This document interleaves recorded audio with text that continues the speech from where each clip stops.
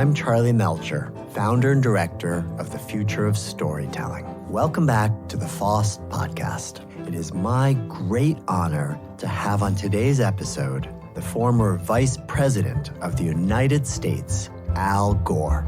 Most people know Vice President Gore as an inspiring politician and Nobel laureate, but in fact, he is also an incredibly gifted and dedicated storyteller. For over 40 years, he's been sounding the alarm of human-caused global warming. Since 1976, when he was a freshman congressman from Tennessee, he's been telling and retelling this urgent narrative to get people to wake up to the dangers of the climate crisis and act before it's too late. He's taken his message across media to great success with several best-selling books, an Academy Award-winning documentary, a Grammy-winning audiobook, and an Apple Design Award-winning iOS app.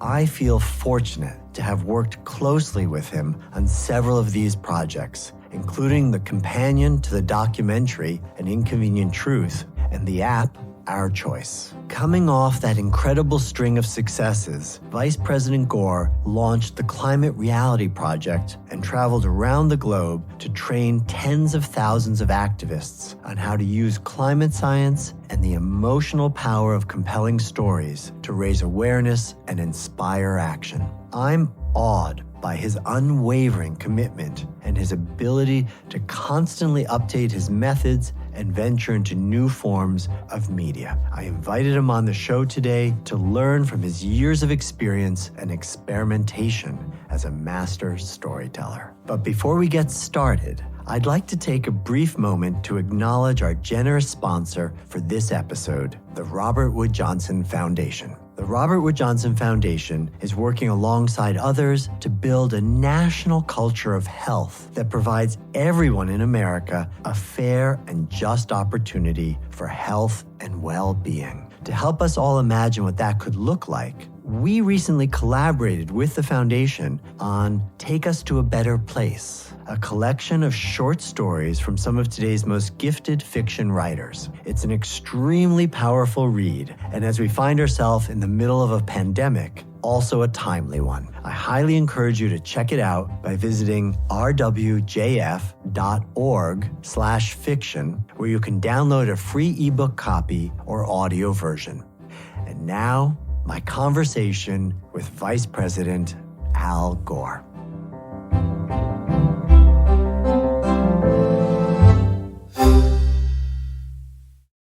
Al Gore, it is such an honor to have you on the Future of Storytelling podcast. Thank you for being here. Thank you, Charlie. It's such an honor to be on your podcast. We've worked together on so many books, and I've been looking forward to it. It's really been one of the great pleasures and honors of my life to be able to help you tell your story. So thank you, sir. It's just been an amazing journey to get to work with you all these years. I thought today what we could do would be to talk about the fact that you've devoted the better part of your life to telling one story. You've been committed to telling the story of how humans and their activities have led to the heating of the planet, to global warming, and the urgency of our need to act to change our ways.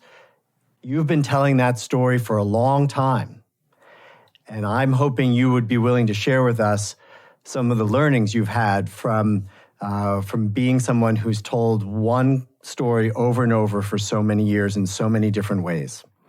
My involvement with the story of the climate crisis, when I was an undergraduate, I took a course taught by Roger Revelle, who is now recognized as one of the greatest climate scientists of all time. He opened my eyes to this crisis. It was then called global warming, mostly. Several years of data had come into Revelle at the time that he was teaching this course. And the data told a remarkable story, one that I later recapitulated in An Inconvenient Truth, the revelation from Roger Revelle that humanity had reached a stage in civilization's development that we were capable of rather significantly changing the ecology of the entire world. That was the basic aha moment that I experienced courtesy of Professor Revell. I began to ask myself, how can this story be told in a way that takes the insights of this great scientist and his colleagues and simplify it into language that I can understand and therefore might be able to use in conveying the same story to others. I remember you telling me about some early days when you would put together a set of 35 millimeter Kodachromes into a slide carousel, and you would go out there with a chair that you would stand up on so that you could point to how the chart kept going up and up, and then I wasn't there for those early presentations, but I've seen you do versions of this that got more and more sophisticated over time. You used more and more technology as the computer came around, and Keynote, and the tools that you used to tell the story got more sophisticated. And you, like any great storyteller, you kept honing the message.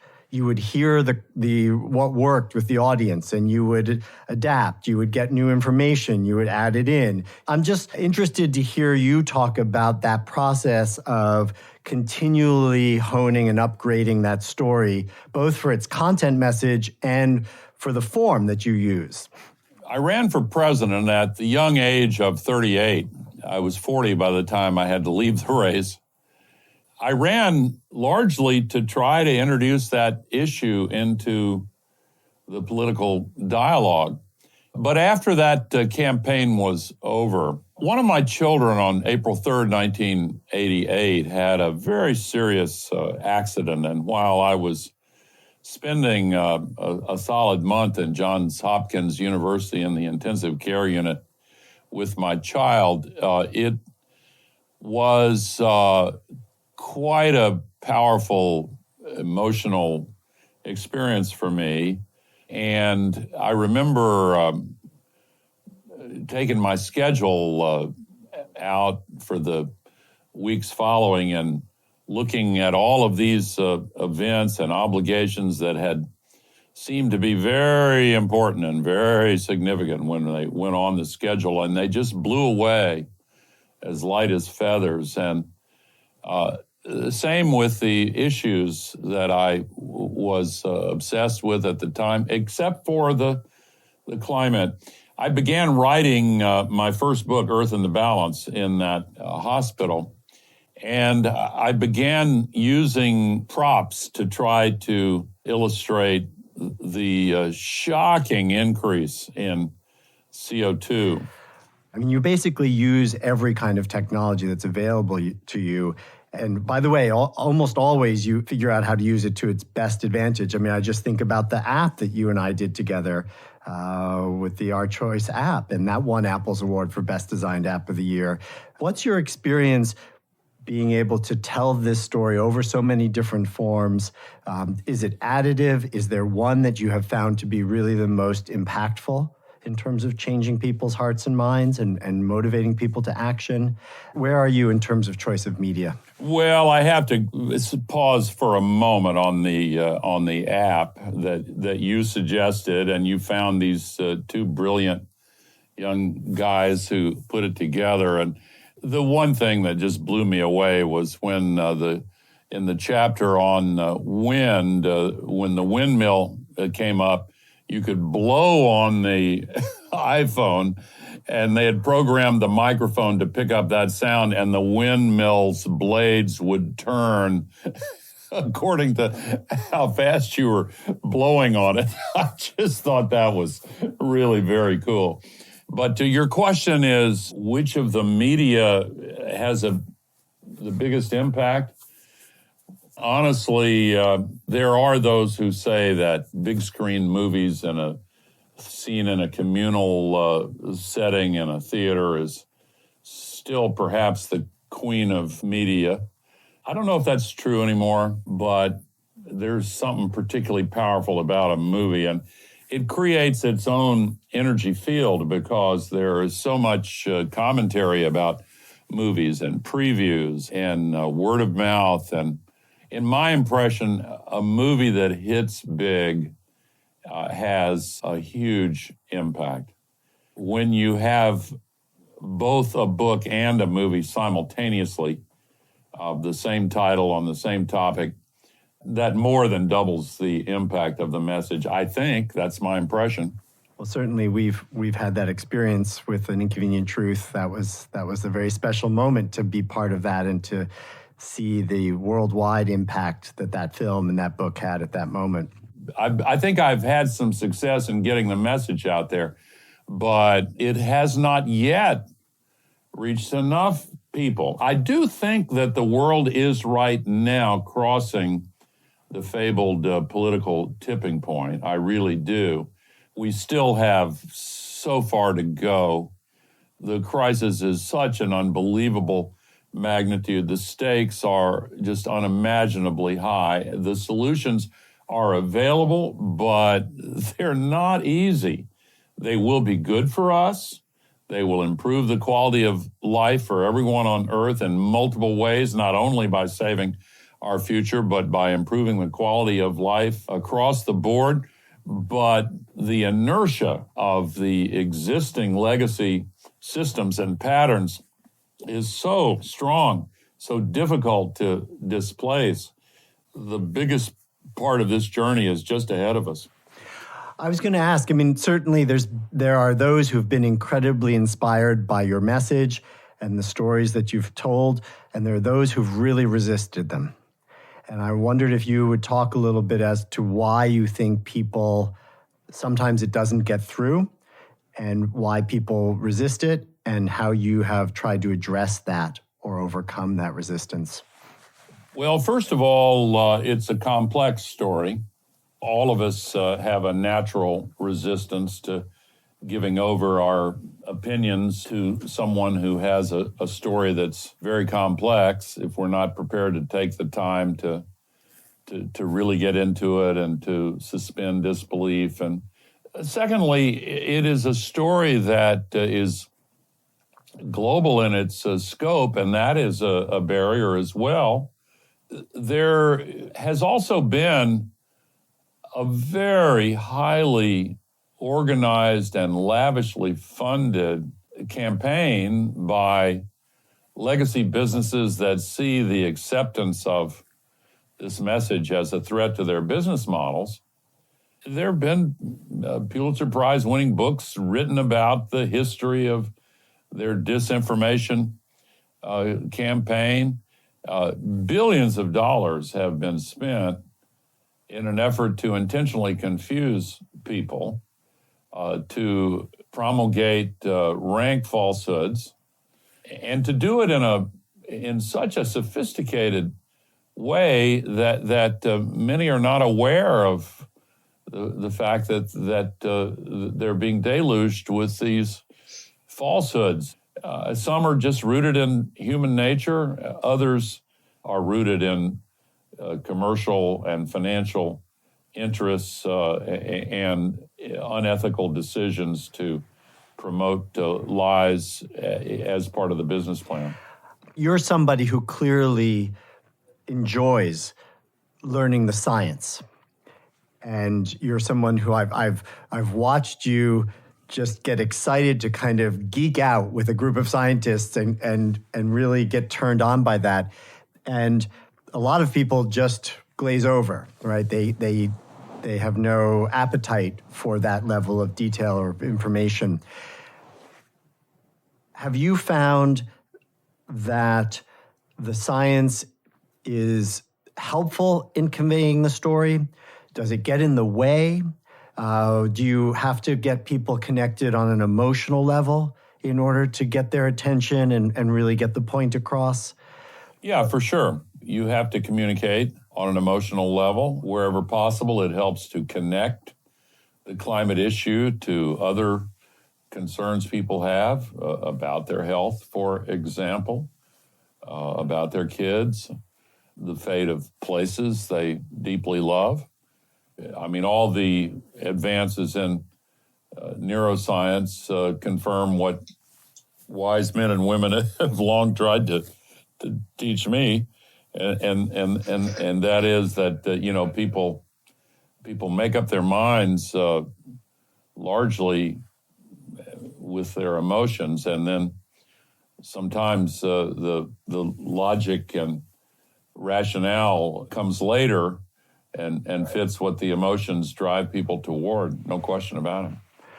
I also think it matters who the messenger is and whether there's a level of interest and empathy for the person telling the story. I don't know if I've ever said this to you, but I really felt that the success of An Inconvenient Truth, the movie and the book, was based on it being your story, the resurrection of a fallen hero. That you had come out of the loss of the 2000 election. You had taken some time off. I think you'd grown a beard. People had talked about you wandering in the woods. There was this moment of you having been sort of metaphorically self-banished. And then you came out, and you came out as a man with a mission, and this was your mission. And I know from the movie, they did a great job of showing you as this lecturing warrior with the saving of the planet and the ringing of the bell of the warning of the climate crisis as your passion. And you went from small group to big group to any group you could get in front of to tell this story, to give that slideshow. And I think that people responded to the message in the movie, not because of the great science or the very convincing animations that showed, Florida underwater or those kinds of things, which were very memorable, but because they saw you as this being your resurrection in a way. They related to you as this fallen hero. I know we made that decision in the book to help you share some of those personal stories that let people connect to you emotionally and therefore be able to care about your message. When I was first approached by Lori David, was the first person to suggest that my slideshow be made into a movie, I thought it was a crazy idea. I really did. I was, again, very naive. I remembered being in high school and getting behind the curve in a course on Shakespeare and watching movies of a few of Shakespeare's plays where the camera was set up somewhere in the audience aimed at the stage. And I just thought, oh, my God, stage plays put on film. I said, this is going to be the same thing. You can't put a slideshow on the screen. Little did I know how talented Davis and his team were. And of course, they did figure out how to do it in a way that I wouldn't have even begun to know about. But what I also love about it is, one, it's still grounded in the oral tradition that you sort of started this with, which is to get out there and give a talk. And two, that it's a great example of turning storytelling into action, right? Here you are with a message that you're conveying, and you're getting a very large group of people now to be activists, to actually go out and make a difference in their local communities. And I think that's something that any cause-related storyteller is trying to do. They're trying to think about how do they create a movement, how can they tell a story that's so impactful that people will take action and become their advocates for the message. The one time when I decided that I would start giving this slideshow on a regular basis, I was on the front deck of a houseboat on Center Hill Lake, which is near my farm here in Tennessee. I had rented a houseboat for a week, and a lot of my buddies from around Carthage were up there on a Saturday night. We were drinking beer, and I had gotten the slideshow to a point where I thought it was worth, I was proud of it. I thought it was good. And so I set up the computer on the front deck of the houseboat, not a very big place, and about 8 or 10 of my buddies were there, and their reaction was so gratifying to me. It was all expressed in the idiom that I grew up with around here. Man, there were a lot of cuss words involved, and I'm not going to repeat them on your podcast, but it convinced me that it was a story that could connect. When I learn something new that's really illuminating or startling, when I have a so-called aha moment, I love to recreate that aha moment for others. I've thought about your history of telling this story, and I wonder, do you feel more that you're kind of a Johnny Appleseed figure who's going out there and planting these seeds in people's minds? Or do you sometimes feel more like Sisyphus, where you're sort of just pushing this rock up the hill and it rolls right back down and, repeat tomorrow? Well, I don't think I've ever felt like Sisyphus. No, I'm optimistic by nature, and I've seen a lot of progress.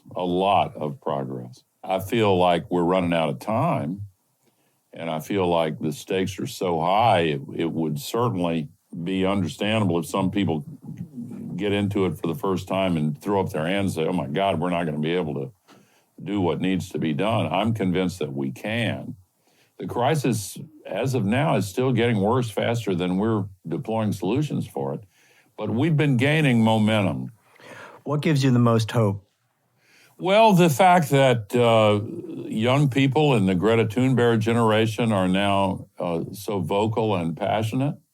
When young people got engaged in the civil rights movement, it really turned the tide. And we've seen the same in so many morally based movements. More recently, I have gotten a lot of hope from the emergence of the environmental justice movement in a much more passionate form with many more people involved in it. The solutions to the climate crisis include some new technologies like solar electricity and wind electricity and electric vehicles that used to be unaffordably expensive for most and just niche applications.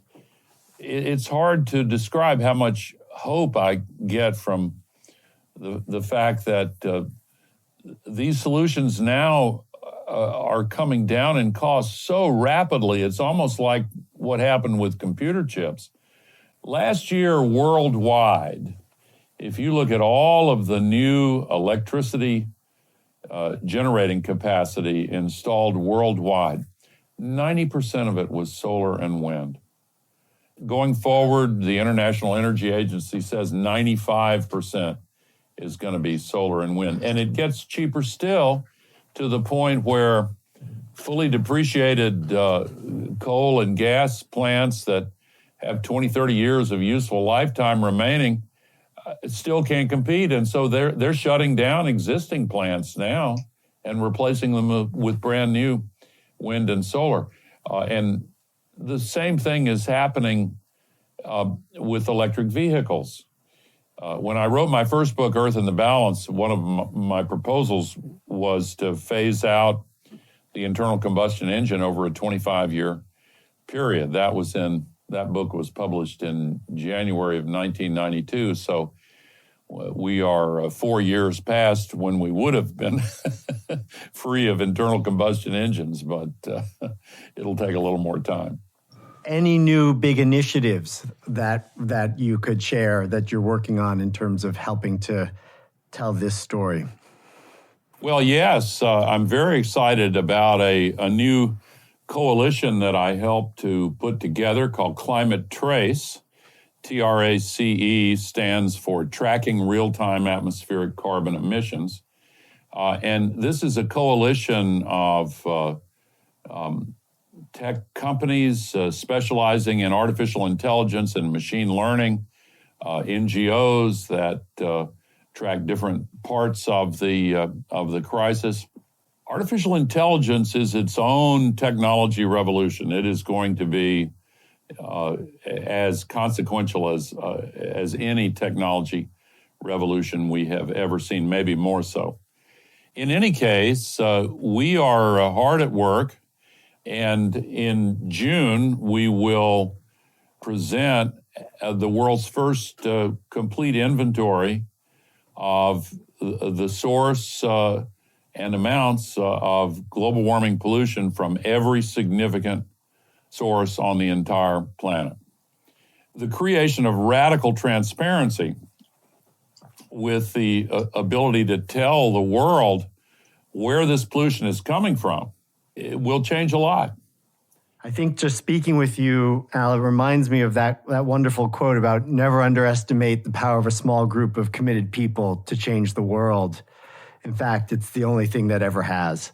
And I can tell you from my own personal experience, there's nothing better than getting to work on something that is much bigger than yourself, something that is of huge importance with people that inspire you as you have me. You have led many of us to feel that way, to be able to transcend the smallness of our day-to-day problems and to work on something as global as the climate crisis. And I thank you for that personally. Godspeed, and may you live another 100 years to keep up this work. So thank you. Well, thank you, Charlie, and thanks for your kind words, and thanks for your invaluable assistance. Your work with not only books, but podcasts and movies and apps and everything else, you carry a lot of inspiration to a lot of people. So I thank you for that, and thanks for being my friend. Thank you, my friend. Sending you a big hug and look forward to being able to have a beer on the porch together sometime soon. Looking forward to it. All right, virtual hug back. My heartfelt thank you to Vice President Gore for joining me today on the podcast. And a special thanks again to Robert Wood Johnson Foundation. If you'd like to learn more about Gore's Climate Reality Project and the important work they're doing, please visit this episode's page on the Future of Storytelling website at FoST.org or by following the link in the episode's description. Our podcast is made with the help of our talented production partner, Charts and Leisure. If you haven't already, please be sure to subscribe to our show and consider giving us a good rating. We deeply appreciate your support. I hope you'll join us again in a couple of weeks for another deep dive into the world of storytelling. Until then, please be safe, stay strong, and story on.